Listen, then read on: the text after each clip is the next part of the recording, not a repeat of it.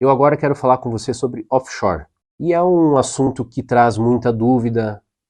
Se a gente for falar do brasileiro de maneira convencional, ele acha que offshore é uma coisa ruim, ele está acostumado a ouvir sobre offshore dentro de noticiários políticos, informações negativas, então acaba tendo já um preconceito com relação a isso. Nós precisamos entender que o quê? Primeira coisa, nós estamos falando de um mecanismo totalmente legal.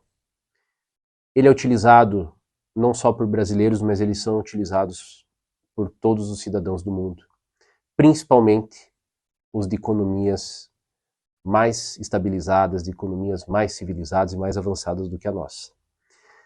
Antigamente, no Brasil, somente multimilionários ou até mesmo bilionários tinham acesso a estruturas de offshore. E por que isso? Primeiro, algo que era desconhecido da maioria das pessoas, segue desconhecido, mas era muito mais difícil ouvir falar disso. O acesso também era muito mais difícil, era necessário viajar até aos locais, até esses domicílios fiscais que oferecem então os mecanismos de offshore. E aí, sem dúvida, era necessário desembolsar um bom valor, um valor muito expressivo, muito significativo para você poder dar início a uma offshore. E aí nós precisamos entender que, pensando nesse cenário do passado, as pessoas gastavam muito dinheiro e normalmente elas não obtinham retorno financeiro em cima desses mecanismos de offshore. Então, por que criar uma offshore? Por que ser proprietário de uma offshore? Por que mandar o dinheiro para fora? Essa é a premissa fundamental, é nós entendermos que não só nós devemos buscar ganhos, mas nós temos que nos preocupar em preservar, em garantir que nós vamos manter esse patrimônio dentro do nosso nome, dentro da nossa família. O que pode acontecer? Nós estamos habituados a uma justiça, a uma aplicação da lei que não necessariamente pune quem está agindo ilicitamente e não necessariamente beneficia quem age de acordo com a lei. Provavelmente, se você é um grande empresário, ou se você vem de uma família de grandes empresários, ou de repente do agronegócio, enfim, você já se deparou com situações em que pessoas boas foram condenadas sem o menor motivo. Eu que atuo diretamente com isso e converso diariamente com novas pessoas e conheço novos casos, eu já não me assusto mais. São histórias totalmente descabidas de provimento. Só que na prática isso é muito comum.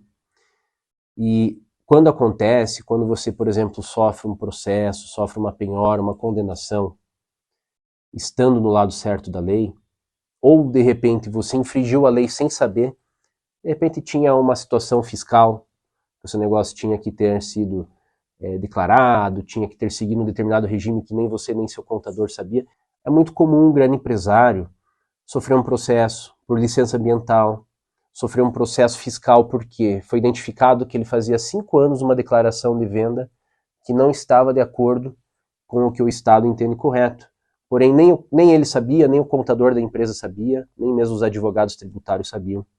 Nós temos muita complexidade dentro do nosso país. Esses são apenas alguns dos exemplos. Eu, por exemplo, tenho um cliente, que hoje é um amigo, que ele sofreu uma penhora, ele teve dinheiro do banco bloqueado.